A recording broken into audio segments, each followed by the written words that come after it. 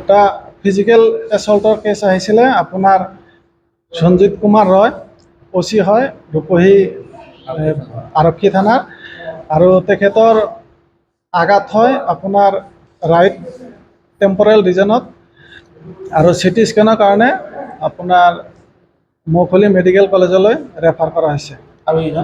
আৰু এজন হ'ল ভাস্কৰ জ্যোতি বৰা, তেখেতৰ আৰক্ষীৰ লোক হয়, 9 ABPN বেটেলিয়ান হয় আৰু তেখেতৰ আঘাত হয় আপোনাৰ লেফ্ট টেম্পৰেল ৰিজনত আৰু এটা এব্ৰেশ্যন আছিলে আপোনাৰ লেফ্ট চাইডে বেকত আছিলে।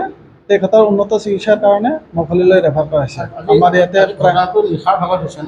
নিশাৰ ভাগত আপোনাৰ 9:30 বজাত তো গুণাবাৰীত হৈছিল।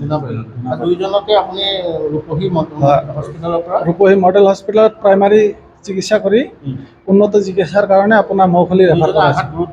গুৰুতৰ আঘাত হৈছে, মূৰত দুখ পাইছে।